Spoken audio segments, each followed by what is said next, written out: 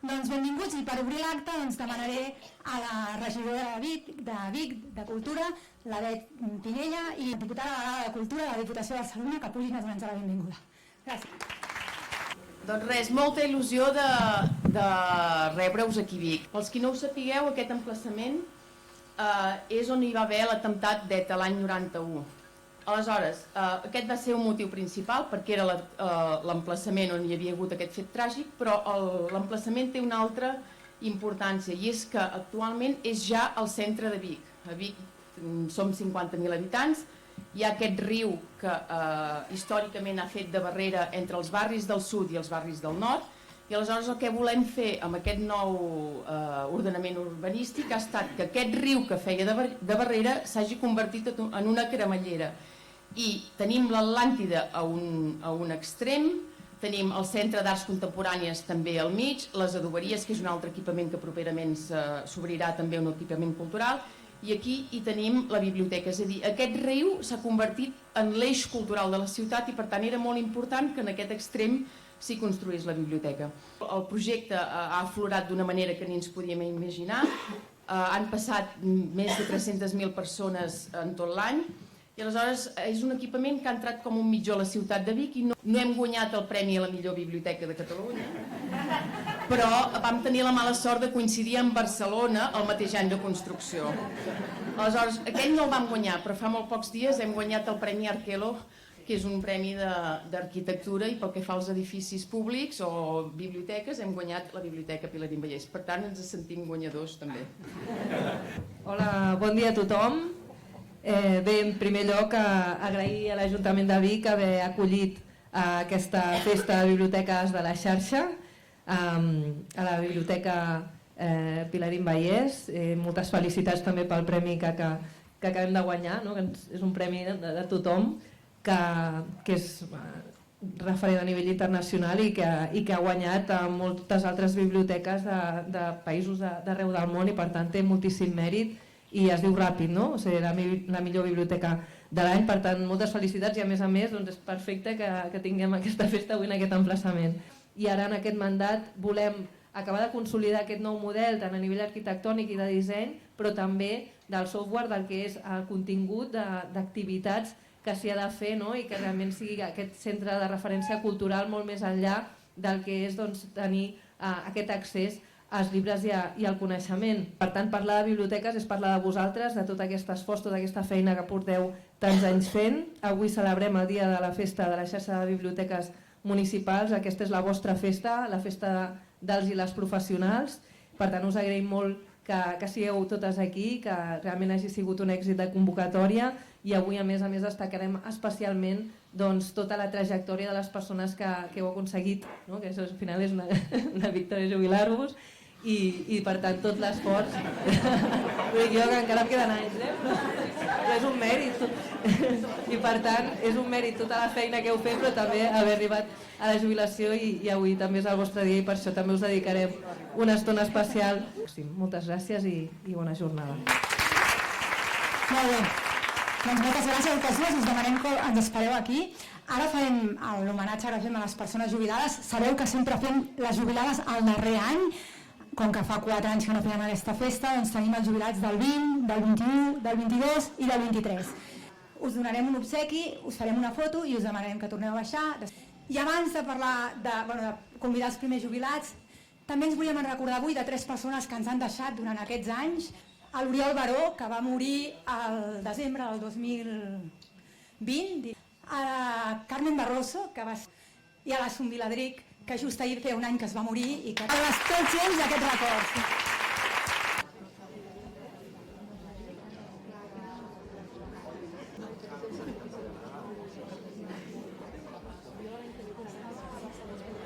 Dues cosetes d'aquesta biblioteca que no hem dit i que són importants, ara em recordava, vols dir-les tu? Va. El nom de la biblioteca és Pilarín Vallès. I per què és aquest nom?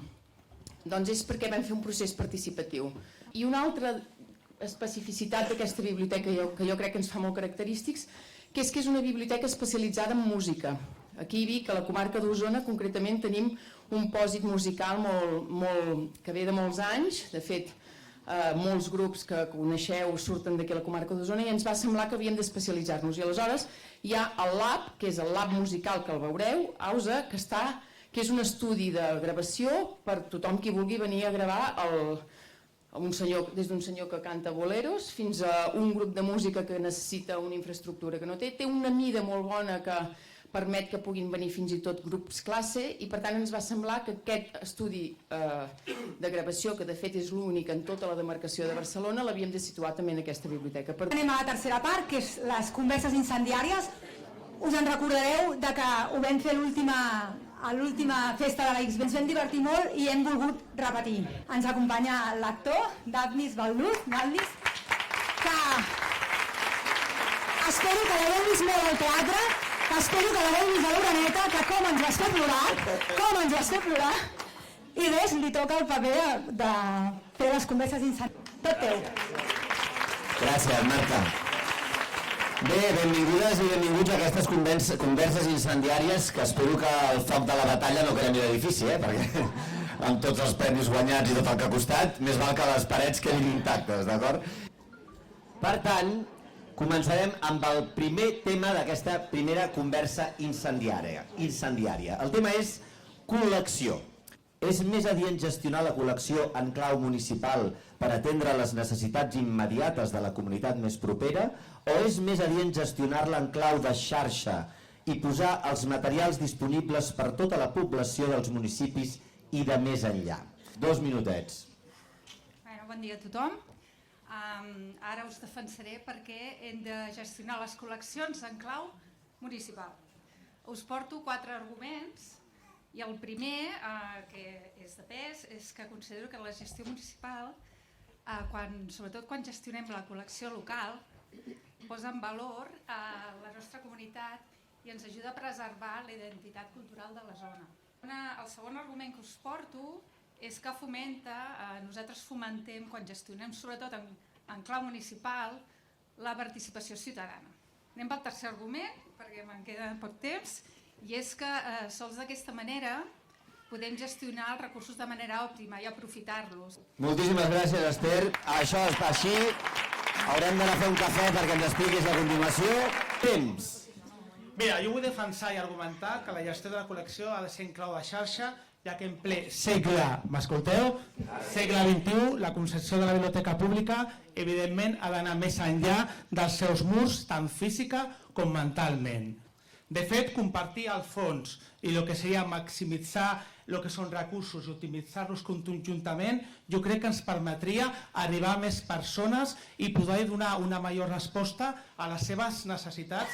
I molt important, crear comunitat ens farà més forts, ja que les biblioteques, tant de barri com de proximitat, tindran sempre l'assessorament i el recolzament de lo que són les biblioteques de districte més grans i les públiques, diguem-ne, les que són centrals urbanes. O sigui, que el fet de concebre la col·lecció en un sentit més ampli i global no implica deixar de banda les especificitats, particularitats i les senyes d'identitats pròpies de lo que seria l'equipament en qüestió i el territori que l'envolta. Perfecte. I t'han sobrat 3 segons. L'Oriol guanya aquesta primera competició incendiària. Vine cap aquí. Enhorabona. Gràcies per participar. Després us cridarem per fer la foto de família. Gràcies. Seguim amb la segona conversa incendiària d'aquesta jornada d'avui. Usuaris. Això sóc jo. Un usuari vostre. Les biblioteques han de liderar projectes de ciència ciutadana al municipi. Quan vulgueu, temps. Les paraules ho diuen tot. Ciència ciutadana, la fan els científics i els ciutadans. On n'ha sortit a les biblioteques, aquí? Oi que no? Doncs quina mania de ficar-nos on no ens demanen. Les biblioteques han de fomentar la creativitat, la col·laboració i l'aprenentatge. O ja tornem-nos locos, no? Amb les estones lliures dels ordinadors d'internet i més, seqüenciem una proteïna. Què passarà? Que no ens n'enterrarem. No ens n'enterrarem perquè no tenim formació científica. Però aviam, això tampoc és veritat. Cada cop hi ha més cultura científica. A més, els laboratoris ciutadans no només són ciència, són també arts, ciència i tecnologia. Sí, molt bé. I a més són espais col·laboratius. A veure, i són espais col·laboratius, no? On no arriba un, arriba l'altre. A més et dic una cosa, el món científic, per desgràcia, encara és un món molt masclista. I les biblioteques són femenines i feministes, o sigui que hem d'anar a conquerir la ciència. Però això està molt bé, però té un problema, que és que el món de la ciència no té glamour. A veure, guanyadors del Premi Nobel de Medicina el 2019. Ni idea. Protagonistes de la pel·lícula Barbie. Margot Robbie, Ryan Gosling, clar, evidentment. La ciència no té cap glamour, com hem de ser bibliotecàries cookies, sobretot jo. Aleshores, el que compta saber accedir a la informació. I prou d'aquesta dicotomia, o ciència o cultura, o lletres o ciències, tot és cultura. I perdona, la cultura és sexy, molt més que la Barbie i el Ken. Però el dia que manin els altres, que algun dia manaran, aquí seran els primers que tancaran la biblioteca. Amb els que facin ciència ciutadana i els cremaran a la plaça del poble per heretges. I després tancaran totes les altres biblioteques igual, però els primers, els que facin ciència ciutadana, què? La integritat física dels bibliotecaris, on no la deixem? Que sí, que és veritat, que no es digui que no, però el moment és ara. I ara el que està passant és que la gerència està de la nostra part. O sigui que tu mateix... Bueno, qualsevol es posa en contra. Escolta'm, fem les nostres cosetes bibliotecàries, fem el que sabem fer, les hores del conte, fem tot això dels clubs de lectura, deixem-nos estar de coses rares. No vull que s'acabi, que està només. Ens passarem la norma pel forro, donarem un premi execo, per favor. Obrim votacions. Aquí guanyador, sisplau. Jaume, felicitats. Gràcies. Tenim el tercer tema de debat, que és serveis. Recau la responsabilitat de fomentar la comprensió lectora a les biblioteques o a les escoles, o a les cases, fins i tot. Temps. Bibliotecaris i bibliotecaris, jo ho tinc molt clar. La responsabilitat de fomentar la comprensió lectora recau a les biblioteques, claríssim. Som mediadors i prescriptors de lectura. I és que la comprensió lectora no s'hi arriba per art de màgia, demana el que avui no hi ha a l'escola. Temps, calma i paciència, i un bon fons literari de qualitat. Llegir requereix un esforç, un clima relaxat, un ritme lector, no és una cursa. I per això cal un bon acompanyament, i aquest el trobem a la biblioteca. Per alimentar-se literàriament, parlant, cal una bona comprensió lectora, que al meu parer s'hi arriba compartint el que llegim, enrotllant, fent conversa literària, i això es fa a les biblioteques. Ter Callao, senyores i senyors, un aplaudiment per ella.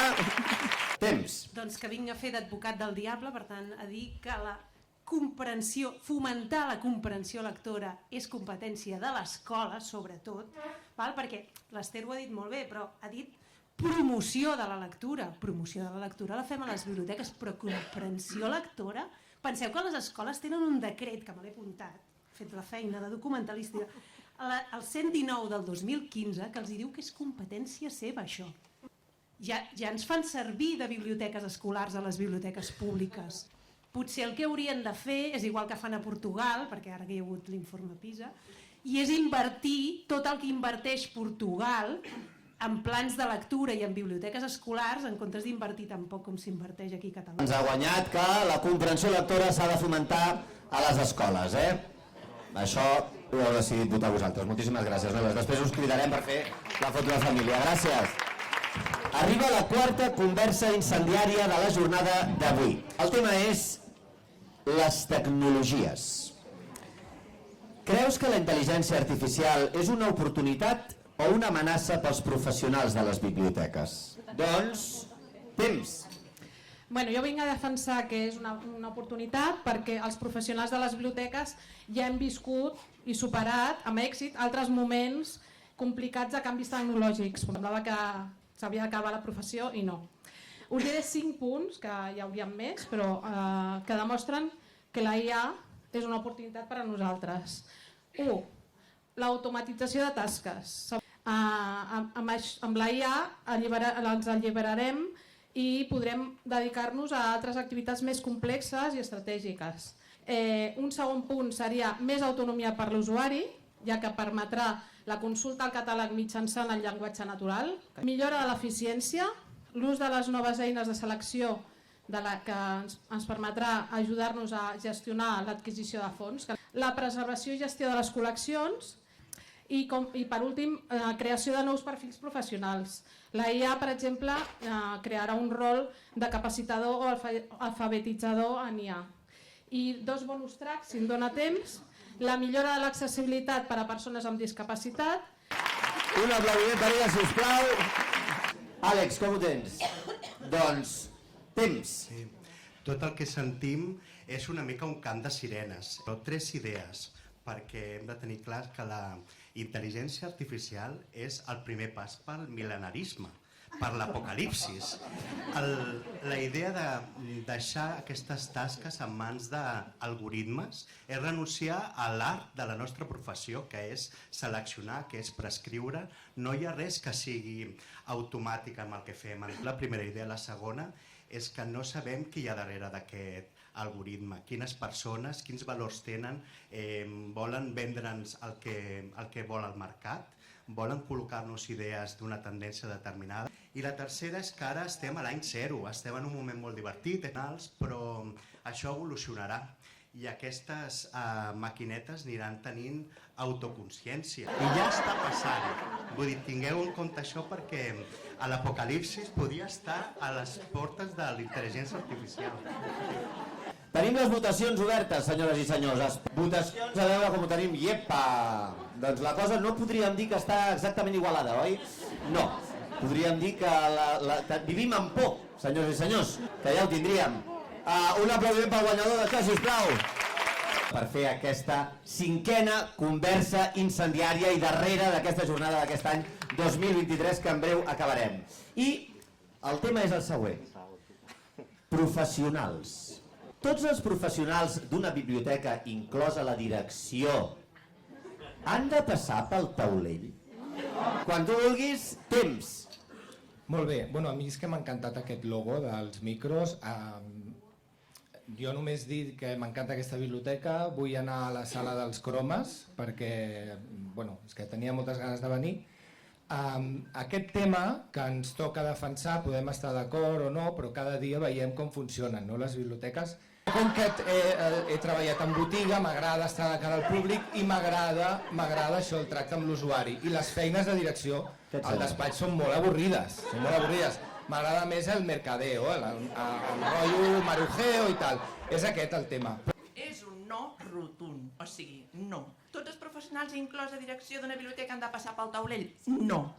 En el món bibliotecari ja sabeu que tenim molts perfils i tenim moltes tasques diferents.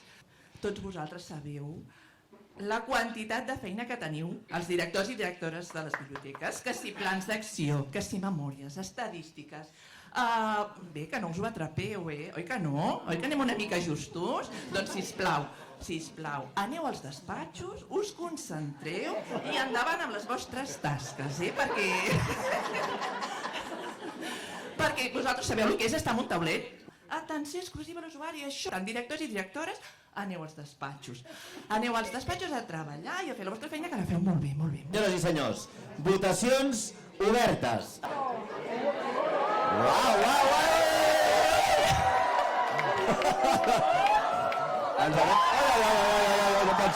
No pot ser! Mare de Déu, senyor! Home, això seria meravellós, no? O sigui... I 10, 9, 8, 7, 6, 5, 4, 3, 2, 1...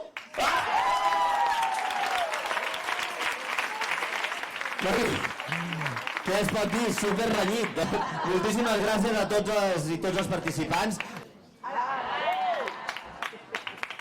Fora de guió, però vaig a cantar 3 frases i bona tarda, vale? Tens els ulls plens de paraules, la vida estesa al davant, aparador de joguines, cançons fàcils de cantar, cançó d'un temps de tramvies i carrers mal empedrats, dies de sol i de pluja, barri amunt i barri avall, Nits de lluna plena, somnis d'embalat, vella com una princesa d'algun vell conte d'infants.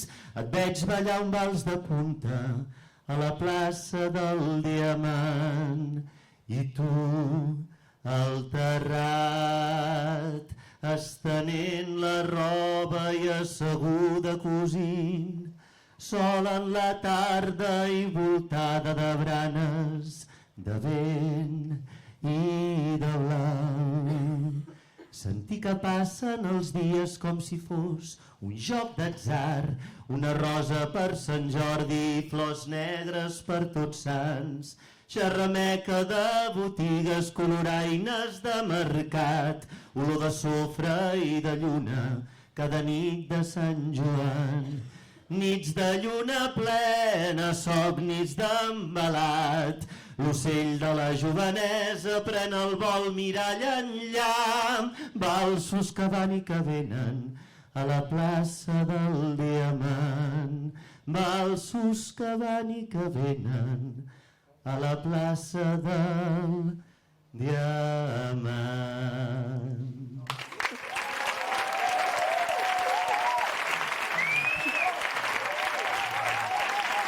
Gràcies a tothom. Moltíssimes gràcies. Disfruteu molt i fins sempre. A llegir. Moltes gràcies, moltíssimes gràcies per aquest final. Una biblioteca especialitzada en música, no podies acabar millor.